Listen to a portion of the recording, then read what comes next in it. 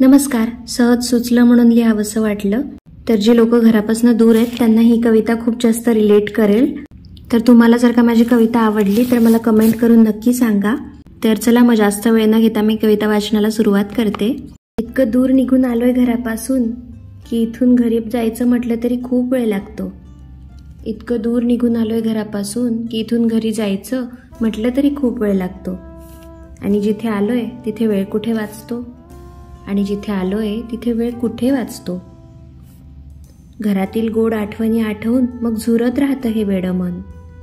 घरातील गोड आठवणी आठवून झुरत राहतं हे वेडं मन. आणि मागे वळून पाहताना वाटतं थांबून राहावे ते क्षण. पण नवीन ठिकाणी छोटंसं घरटं पुन्हा उभा करताना खूप उडते तारंबळ. नवीन ठिकाणी छोटंसं घरटं उभं करताना खूप उडते तारंबळ. पण आपल्या माणसांना आठवून मिळतं कुठेतरी थोडंसं बळ. पण आपल्या माणसांना आठवून मिळतं कुठेतरी थोडंसं बळ.